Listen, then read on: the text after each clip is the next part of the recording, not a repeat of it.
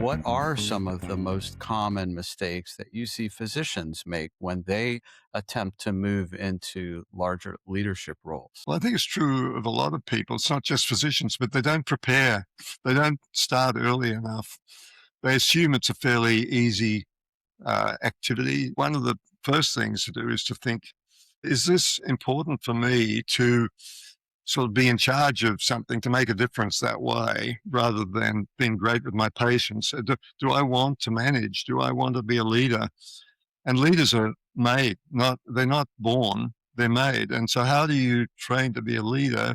It's got totally different skills from being a great physician. Leaders have to deal with groups of people, and how do I motivate them? How do I bring them along? How do I energize them? How do I deal with disputes? How do I manage resource allocation? How do I disappoint people?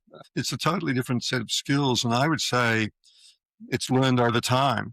There's an extraordinary statistic from Harvard, which is that 40% of chief executives fail within the first 18 months. And why would that be?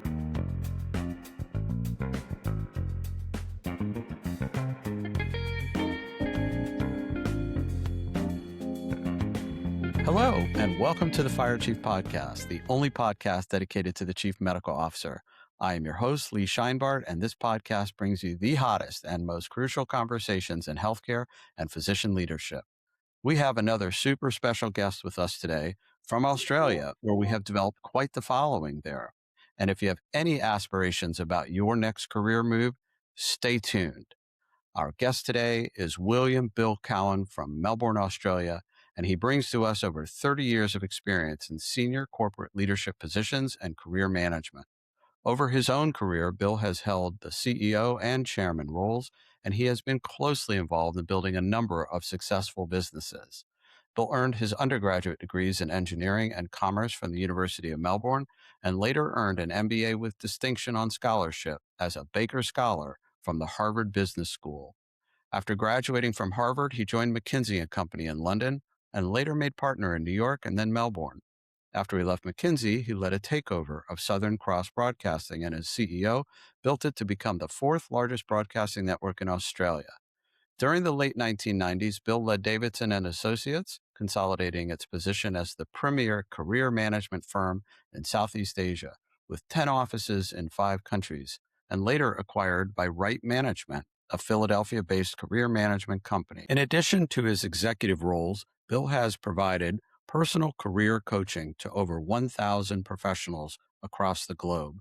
He has been described as a master at helping people build their careers. He is passionate about helping everyone, whether they be new graduates or senior executives, to reach their full potential. And to top it off, Bill has written a #1 bestseller on Amazon called Building a Winning Career. Bill, welcome to the show. Lee, it's a delight to be with you. Thank you for inviting me. Oh, my pleasure. Bill, we'll rewind for the audience for just a moment. We first spoke after I was introduced to you from one of our previous guests, Dr. Matt Sabin, who worked with you during his career transition, correct? Yes, he did. We had a great time together. He's a very good person. Matt shared with me and obviously worked with you that he learned quite a bit about making the transitions that he was facing in his personal career. But when you and I then later spoke, there was a lot that went through my mind relative to how physician leaders orient themselves and pivot when they're in a moment of flux with their career. So this is the area I want to focus on with us, and let me orient our listeners a little bit more what they're going to hear. As a principal instructor myself for advancing physicians into leadership roles, I find it remarkable again and again how little physicians know about how to set up that non-clinical career path, as Matt shared with you when you worked with him and as he shared with me. And I think that's now becoming somewhat more common that our physician colleagues just don't know much about those next steps. Is that something you've explored as well? I think it's right. I think it's true in a lot of professions. It's true in the law. It's true in teaching. People who are outstanding lawyers or teachers or physicians generally haven't been given much exposure to management, to managing people. They've been trained to be perfectionists in their area, and they're generally very, very good at it. To be a leader, it's it's a totally different set of skills from being good at what you do. You mentioned those in a consulting firm. People start off, they start off with young people who are very good at analyzing things. Then if you're good enough, you get promoted to deal with clients. And then if you're good enough, you're managing people in the firm. But only 1 in 50 people who join the firm end up as leaders in the firm. So it's not for everyone. They don't have this calling to manage and to handle a bigger issue. And I think doctors are particularly physicians. It's particularly difficult because they've got standing, they've got skills, their patients love them, all those kind of things are happening, and they're not really prepared. I don't know, you know a lot more about what happens in the US, but here in Australia, I don't see them being prepared for management roles. They might work with someone who is really good manager, could be a mentor, guide, sponsor, and so on. But if they're not fortunate enough to do that, it's pretty tricky because I don't see a lot of investment in management skills in the profession. And I think Matt would say, wow, one of the things he learned was he was very good at what he does, but there's quite a lot to think about in terms of moving to a bigger role. I think that's very well stated. And physicians become de facto leaders by the power dynamic of their knowledge, the hierarchy of their training. But leading teams and leading larger groups is something that isn't natural within the medical education. And again, managing people in general is not part of our traditional training. And then the last layer I might add is I don't think anybody teaches us as young physicians how to actually manage our own career and our career positioning and how to self manage the things that you describe in your book. And so I think if we keep these notions in front of us, your insights will be incredibly helpful to any of our listeners and especially physician leaders. So are you ready to get into some of these questions? Yeah, I personally had the same experience. When I left engineering school, I wrote to the dean of the faculty saying, look, I've just wasted the last 4 years. All I can do is mathematics. I don't know anything about people. I don't know about money. I don't know how to organize anything. I'm a very good mathematician, but I'm not sure that that's going to take me too far. So I don't think this is an unusual problem. It's exacerbated by the fact that doctors, physicians generally are smart. They're highly educated. They've invested a lot of energy in their specialty. And there is this thing called illusory superiority. When, for instance, they did a survey of 1 million American students, asked them how good their social skills were, and 25% of them said they're in the top 1% of students with social skills. So we all tend to think we're very good at what we do. We underestimate what the transition is going to involve, I would say. Yeah, it's a little bit of that Dunning-Kruger effect that we overestimate our own abilities to a It's nice. degree. So we have both come to share some of these beliefs about struggling to build one's career path. And perhaps from your perspective, what are some of the most common mistakes that you see physicians make when they attempt to move into larger leadership roles? Well, I think it's true of a lot of people. It's not just physicians, but they don't prepare. They don't start early enough. They assume it's a fairly easy activity. I've mainly dealt with lawyers and other professionals. Principals in law firms come to me 3 months before they're going to retire, and they say, I'm retiring in 3 months. What am I going to do? And I say, well, you should have started 3 years ago to think about this problem. It's not something you can solve in 3 months. So I think one of the first things to do is to think hard about, do I have a calling? Is this important for me to sort of be in charge of something, to make a difference that way, rather than being great with my patients? Do I want to manage? Do I want to be a leader? And leaders are made, they're not born, they're made. And so how do you train to be a leader? It's got totally different skills from being a great physician. Great physicians tend to be dealing with problems one-to-one. Great leaders have to deal with groups of people. And how do I motivate them? How do I bring them along? How do I energize them? How do I deal with disputes? How do I manage resource allocation? How do I disappoint people? And so on. So it's a totally different set of skills. And I would say it's learned over time. There's an extraordinary statistic from Harvard, which is that 40% of chief executives fail within the first 18 months. And why would that be? Because they're meant to be prepared. They're meant to have been specially selected. And it's partly because the board has got unrealistic expectations about what can be achieved in 18 months. And it's partly because there's pushback from people in the organization when change is required. People don't don't grab the opportunity to change, they resist it.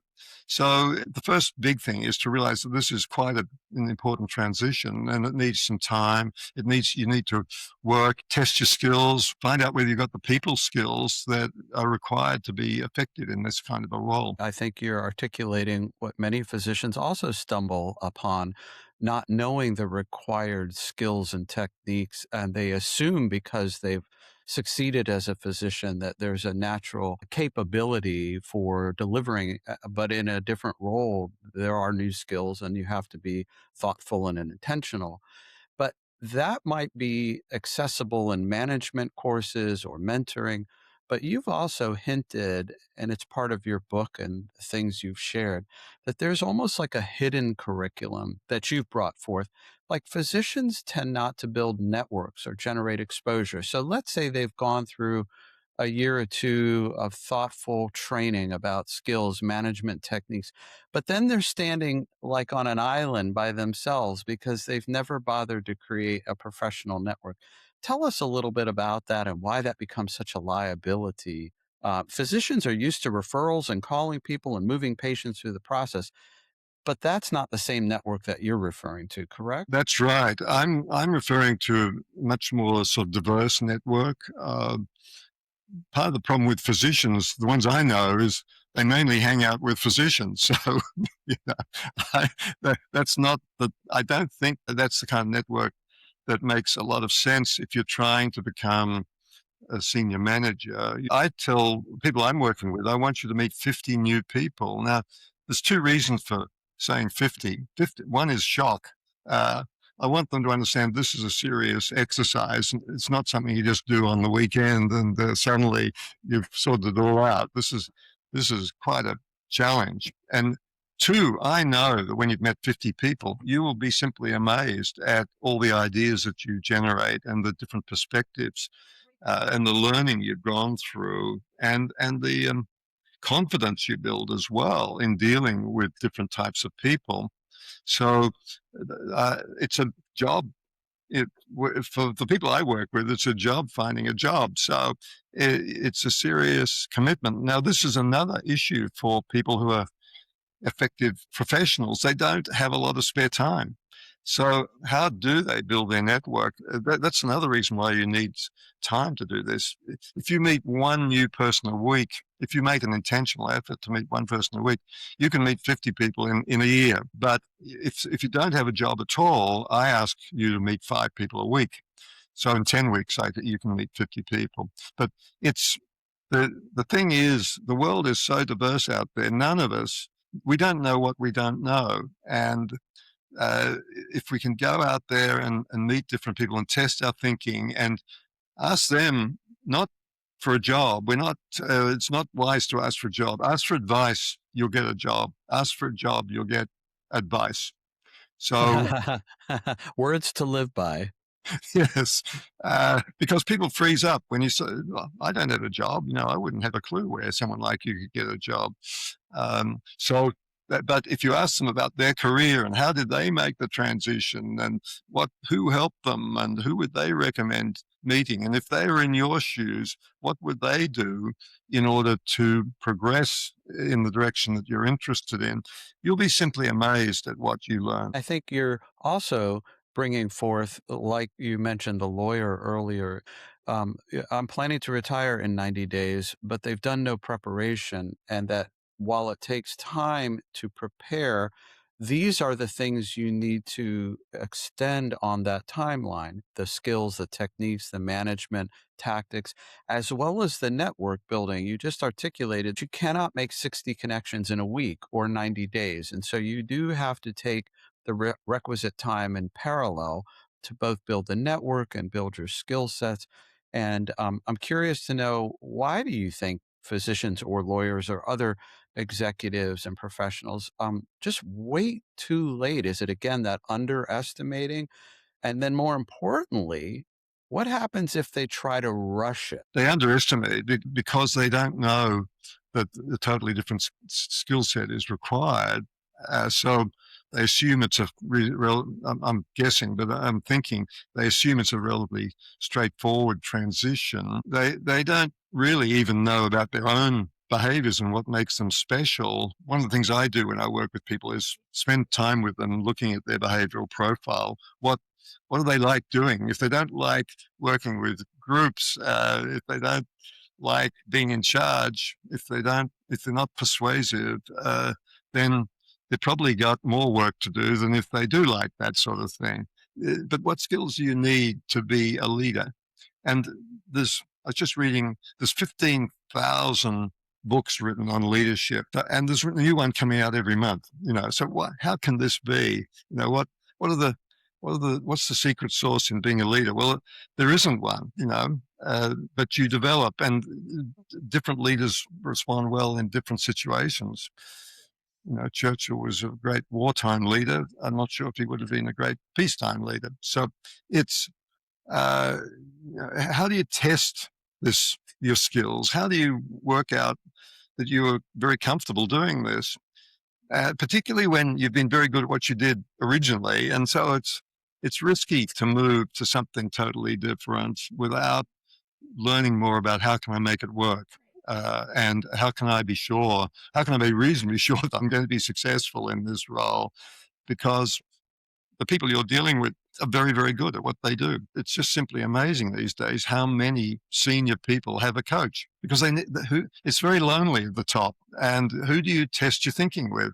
How do you get help on a complex situation? This transition is not straightforward. You don't just press a button and go up a floor in the elevator. You've got to have different skills, and you need to test them under different situations. And if you've got someone who cares about you and wants you to develop, that'll make a big difference. But it's not something that'll happen in a month. I think all of this sort of foundational conversation of taking the requisite time to develop the right skills, building that network, asking yourself, maybe even before both of those items, do I like to lead? What do I like to lead? Who do I like to lead?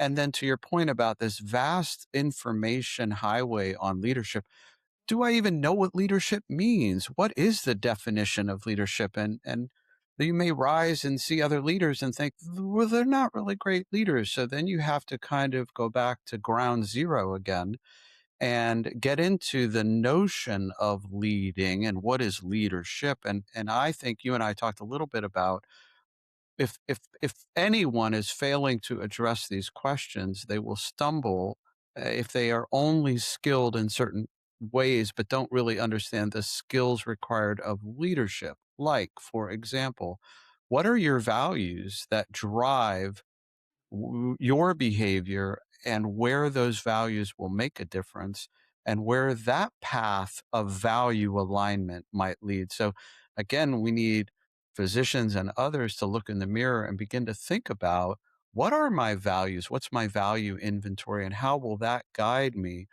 going forward? So again, what do you have to share relative to values in defining your career path and your leadership skills? Well, I think the big difference about leaders is they lead. If you look over your shoulder and no one is following, you're not a leader. So, how do you lead? Well, as I say, there's 15,000 books to tell you about this, but none of them probably are totally relevant to you as an individual. Everyone is unique. The situation is unique. The team they lead is unique. It's to some degree it's trial and error, but there are certain attributes that I see in leaders when I work with them. One is that they've got strong social skills, so they're not uncomfortable with people. Two is they've got a lot of energy. They tend to be high energy people. They get things done. They don't just, they're not dreamers.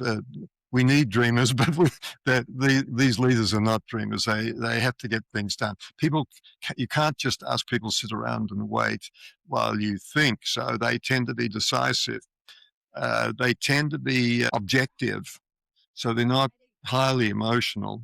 They tend to be team players. So they want the team to win, not themselves. They tend to be inquisitive and agile. They want new ideas. They're not basically wedded to a particular approach, and that's the only way to do things. They're good listeners. They want to learn. They're quite structured, and they're quite what I call restless. They tend to be inquisitive, and they're trying to always find out new things. They tend to be frank and direct. It's difficult if you're not frank and direct to get people lined up. This is what I need done. They also tend to be good at asking questions, at learning from other people. So they do have a series of attributes. And if you're a backroom person, if you're a highly skilled person who just wants to be by themselves or with a small team, you're probably not going to be the right person for a leadership role. Yeah,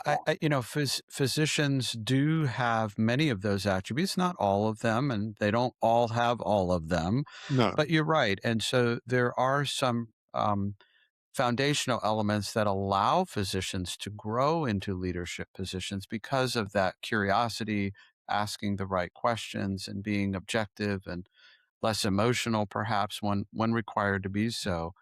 Well, let's flip the table, actually. So, a hiring manager, a leader, a boss, a CEO is looking at a physician leader or a presumed physician leader, and they're asking themselves, what do I really need to be evaluating beyond their clinical credibility, their scientific acumen, their curiosity? Can you give us some insights of what a leader is looking for when they're hiring another leader? It's a very interesting question to try to explore this, because it is vital that you understand this if you go into a process. I think the first thing they're looking for is, do they trust you? And how do you build trust? This is a really interesting problem, but it's something to do with your ability to form an emotional connection with the person. You can't just be standoffish. You've got to somehow have the personal skills to build a warm connection. And if you're introduced by someone, you transfer trust from them. If they are trusted by the person making the decision, they tend to transfer the trust to you. That's why it's so important in this process not to just be an applicant, one of 100 applicants for a job, but to also to already know the individual, or to be introduced to the individual who's making the hiring decision.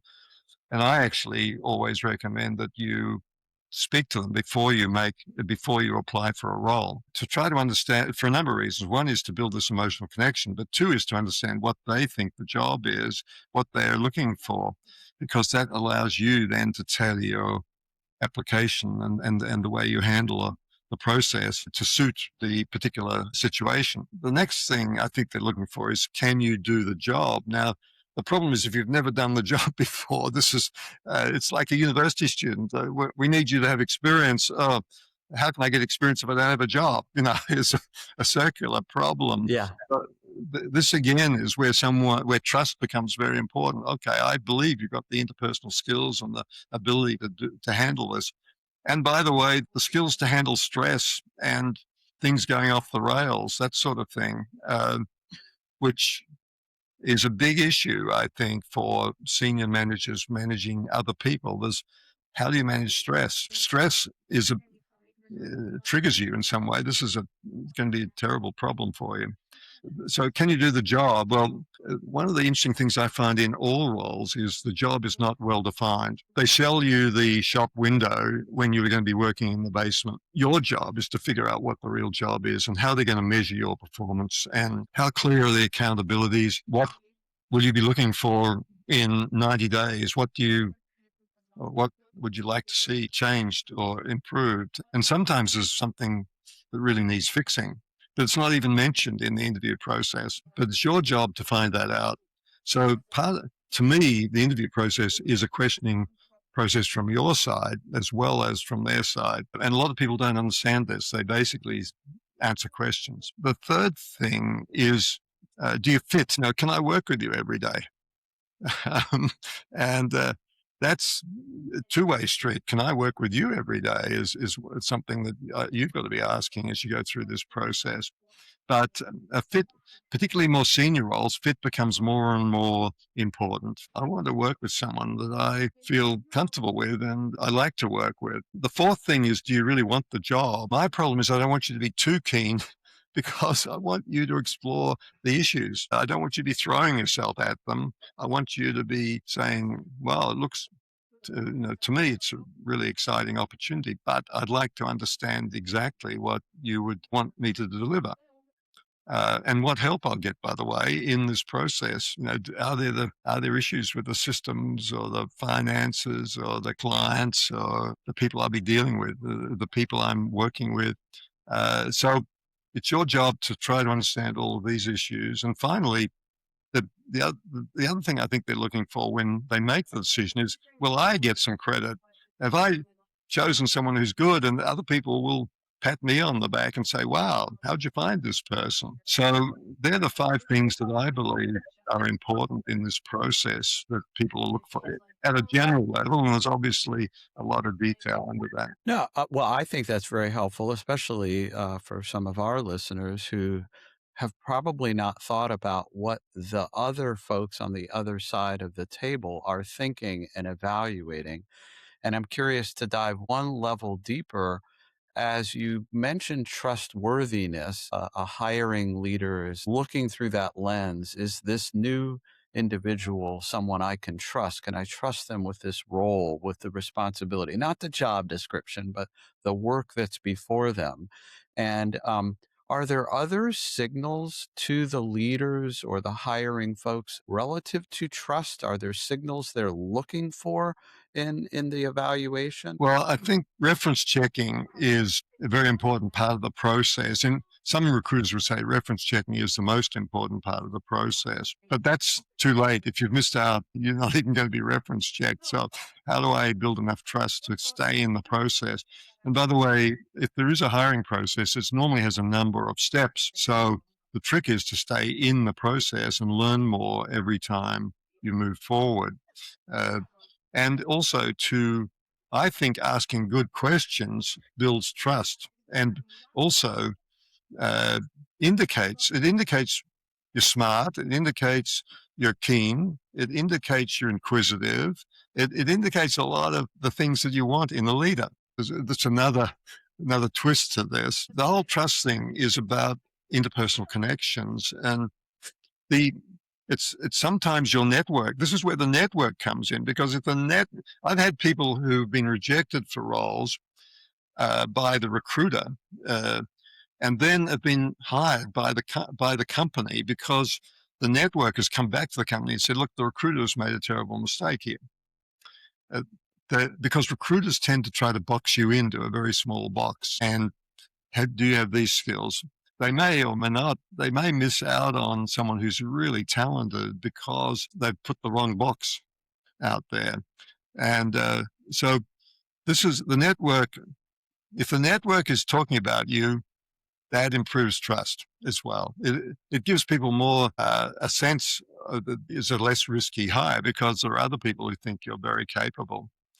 And if Yes. so, that's another reason why you need a network to support you.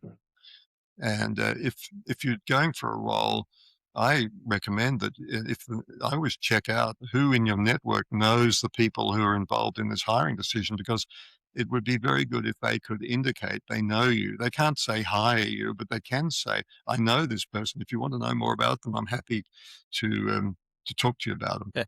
I know from where I sat as a hiring leader, the more I heard about likability, but I don't mean, in the kindergarten way, oh, I like you. But when you hear it again and again, you get a 360, even if you don't know the person very well. But when you hear different inputs, different signals from the network or other voices in the room, if you will, then you become acclimated to, wow, there's a lot of information from different sources, that there's something of value to this person. And that's how I use the framing of likability, as opposed to the opposite. No, this is a very difficult person. This is a very hard headed person.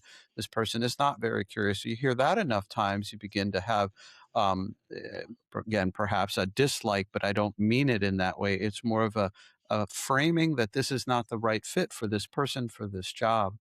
The other thing I would have you and the listeners consider is, we're not always on the same page, and you taught me this. The job and what's in the job description is not always the work that you do, and the work that you do is not always the job that you're asked to do. Can you change an organization? Can you elevate an organization? Those are sort of objective measures of the work that's done relative to the job. But to do all of that requires leadership and a sense of openness and vulnerability, which is all of that other work to perform in the job. Does that make any sense to you, Bill? What you say is correct. It makes a lot of sense because, first of all, I think the statistic is you need sort of 5 pieces of good news to make up for a piece of bad news. So if you hear just one person questioning the capability of an individual, that is quite a serious problem. And I've had people rejected for that reason. There was one person who was who was going to be the CEO of a business, and the he was presented to the chair of the board. The chair of the board that night met someone in the airport who was an ex colleague of his at university, and asked, "Do you know this person?" He said, "Yeah, we didn't trust him at university." The chair just said, "All right, it's the wrong person." It wasn't. It was this bad news thing. Negative information can be very damaging. That's why you need to have plenty of good information, good news coming through. That's very, very, very helpful.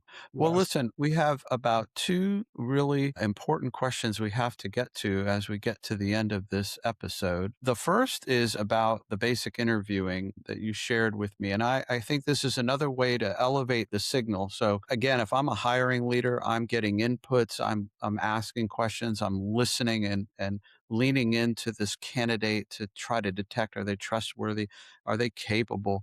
But the person who's being interviewed, they have a lot to say. And, perhaps you could share what you believe the hiring manager wants to hear during that interview, and perhaps what people get wrong in those moments. Well, one very important thing is you can't do a good job unless you've got strengths in that area. So we need somehow to be able to show that we're a strong leader in that process. Now, the big problem is that most of us are very uncomfortable saying we're a strong leader. And if we do say it, we're not credible. Why would I believe you? So I like you to get feedback.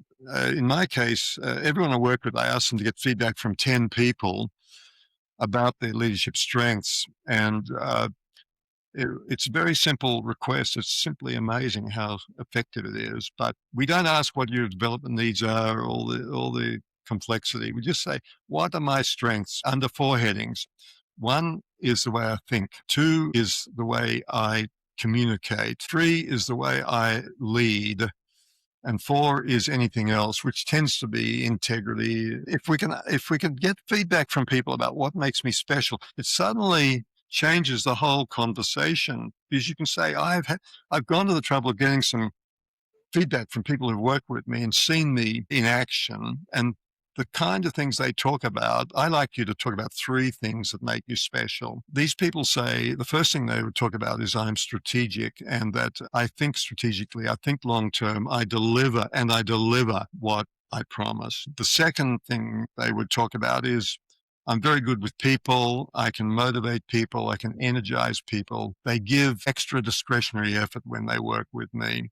And the third thing that they would talk about is my communication capability. I can talk to people on the floor of the hospital, but I can also talk to the board, and I can deal with external stakeholders. This is what people say about me. So suddenly you're not talking about yourself. You're talking about what other people see, which is a much more powerful conversation because it's simply staggering how this cuts through with people when you're talking to them. And by the way, it needs to be short. We don't need a 10-minute sort of dissertation on your strengths. It needs to be a 2-minute sort of feedback and let them ask questions.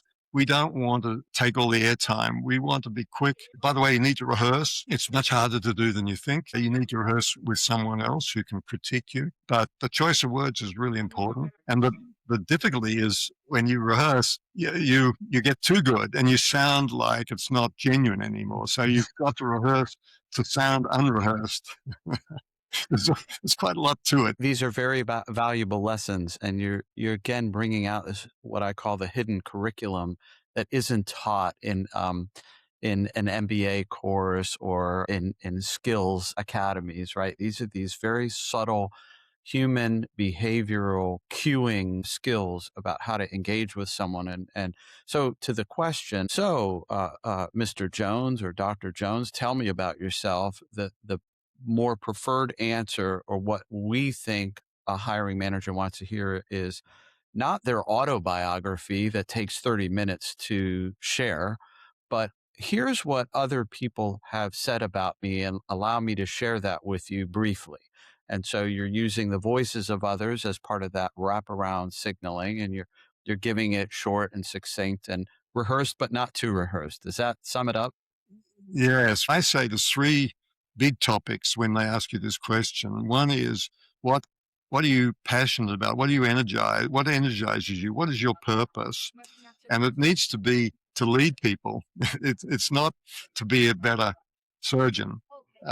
So it's my purpose is I what energizes me is building teams that deliver something extraordinary, and but it's literally half a minute to talk about that.